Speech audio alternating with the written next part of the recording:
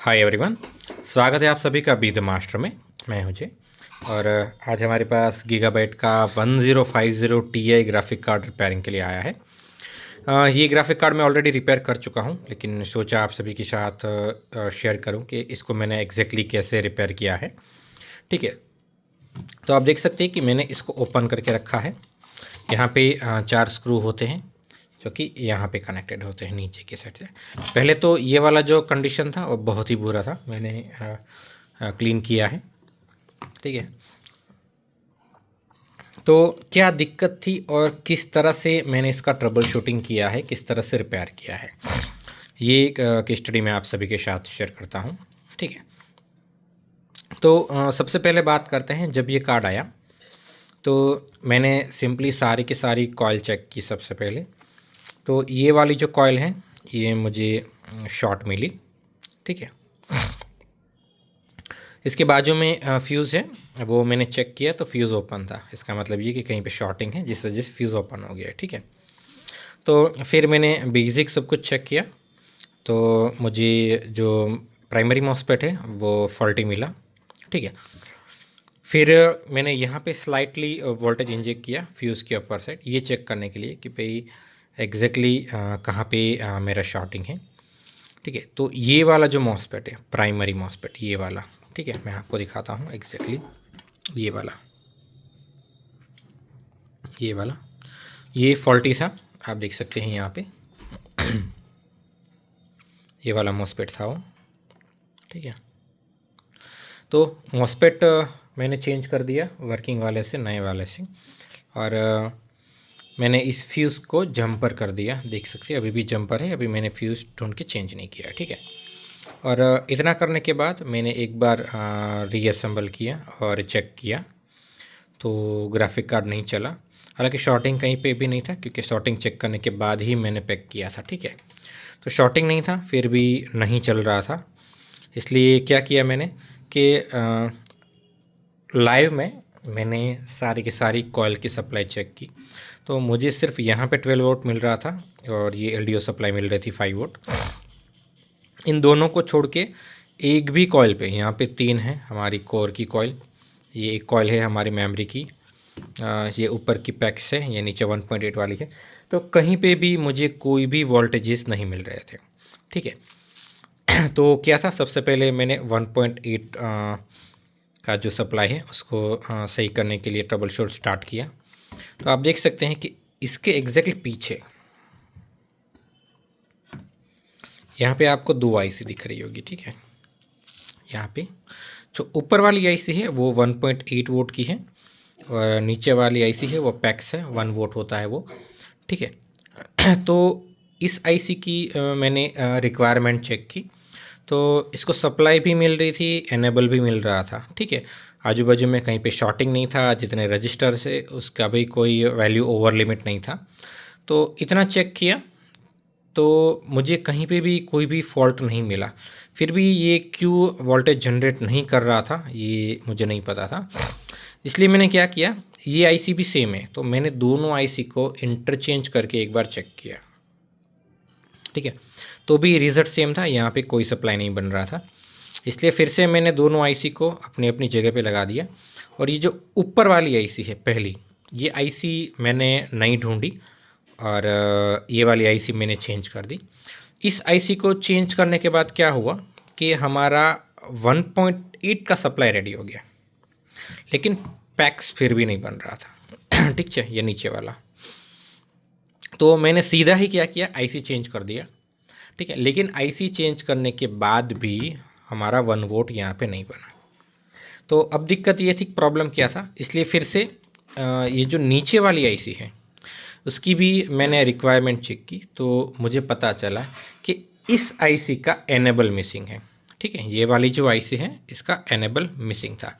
अभी enable missing था तो डेफिनेटली कभी भी वोल्टेज आईसी नहीं बनाएगा। ठीक है, तो सबसे पहला सॉल्यूशन क्या था कि भाई हम एनेबल को सही करें, क्योंकि जब तक एनेबल सही नहीं होगा तब तक हमें हमारा जो 1 वोल्ट का सप्लाई है वो नहीं मिलेगा। तो इसका जो पिन नंबर 10 है ये आईसी का, ठीक है, पिन नंबर 10 पे इसका एनेबल सिग्नल होता है। ठीक है, मैंने आजू बाजू में ट्रेस किया, मुझे कहीं पे भी पिन नंबर 10 कनेक्टेड नहीं मिला। ठीक है, उसके बाद मैंने बोर्ड को चेंज किया, यहाँ पे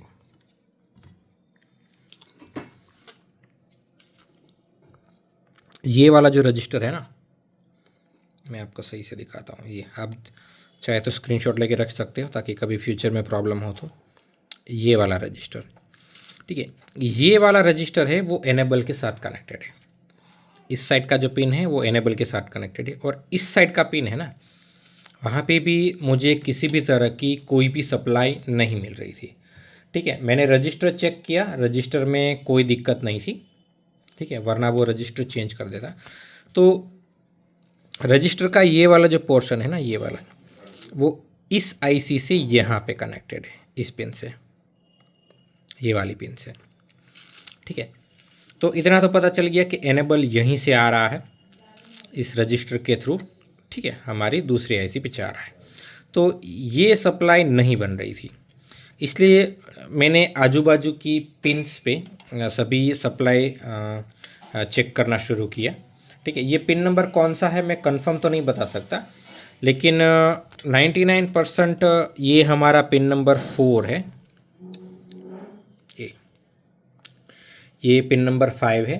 पिन नंबर 5 पे मुझे सप्लाई मिल रही थी। ठीक है, फिर पिन नंबर 1 पे भी मुझे सप्लाई मिल रही थी।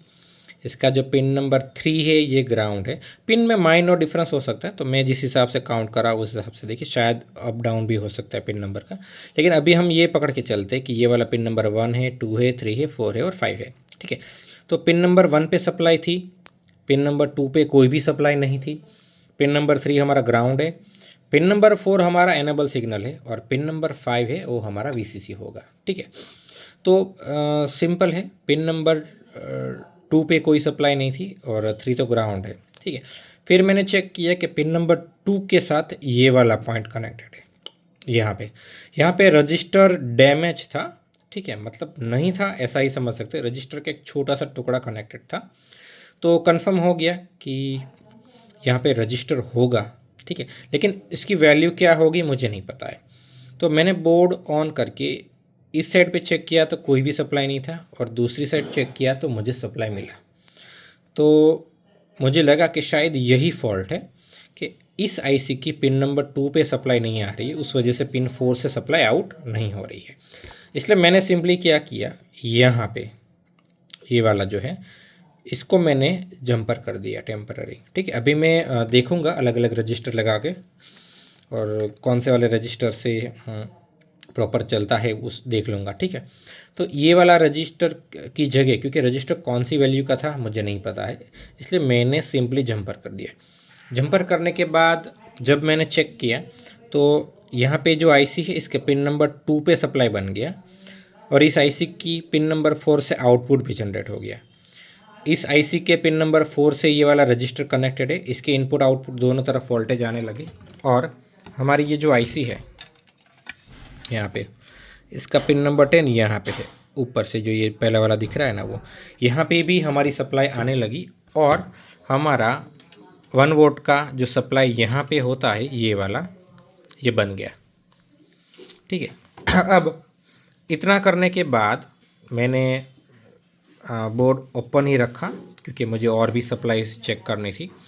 मैंने पावर दिया, चेक किया, तो पता चला कि हमारी रैम सप्लाई तो बन रही है, लेकिन अभी कोर नहीं बन रहा है। मतलब कोर हमारा लास्ट स्टेप था कि भाई कोर सप्लाई इस बोर्ड में अभी भी नहीं बन रहा है। ठीक है, तो अब बारी थी कोर बनाने की, क्योंकि जब तक हम कोर नहीं बना लेते हमारा ग्राफिक कार्ड सही से नहीं चलेगा। ठीक है, तो कोर पे यहाँ पे जो कंपोनेंट है उनको कंट्रोल कौन करता है, तो उसके लिए देखिए यहाँ पे एक आईसी दी हुई है, अब देख रहे हैं, ये वाली आईसी ही है जो हमारे कोर को कंट्रोल करती है। तो अब बारी थी इस आईसी को चेक करने की। ठीक है,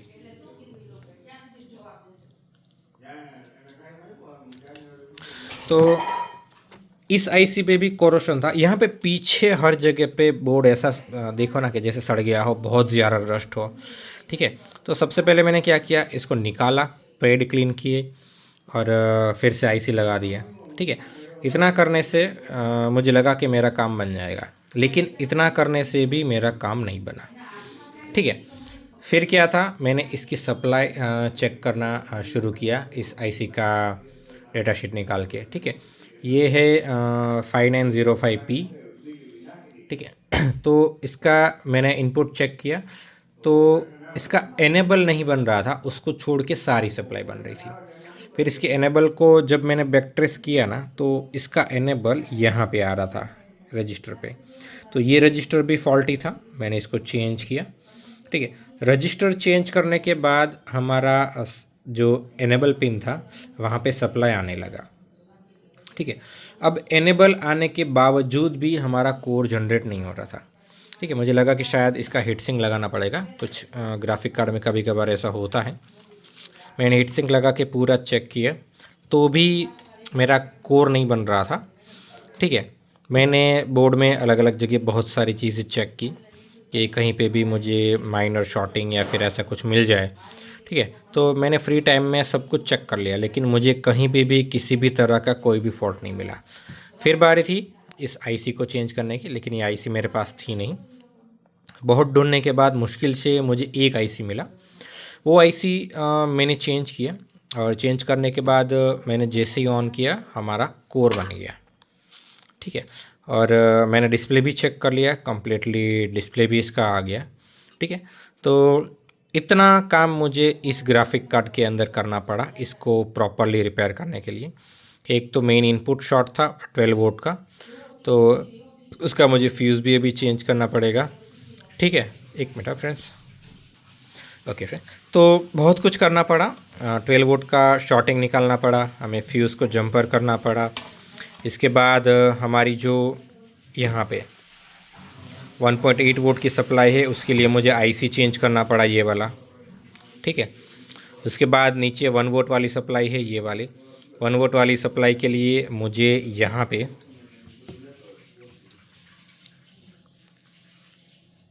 यहाँ पे देखिए जंपर करना पड़ा। ठीक है, उसके बाद मुझे कोर आईसी के एनेबल को जनरेट करने के लिए यहाँ पे रजिस्टर चेंज करना पड़ा। ठीक है, ये एक्चुअली रजिस्टर था सही, लेकिन कोरोसन की वजह से मेरे से ही डैमेज हो गया। ठीक है, इसलिए मैंने इसको चेंज कर दिया।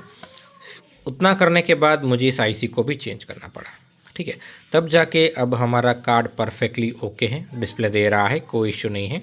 ठीक है, इसको बेंचमार्क करके देखेंगे कि कोई और तो प्रॉब्लम नहीं है, और अगर बेंचमार्क इसका पास हो जाता है तो डीलर को हम ये बोर्ड दे देंगे सक्सेसफुली रिपेयर गिन के। ठीक है, तो देखा, अगर आपके पास टाइम है तो कॉम्प्लिकेटेड कीज़ भी आसानी से रिपेयर हो जाते हैं। टाइम कंज्यूमिंग डेफिनेटली होता है।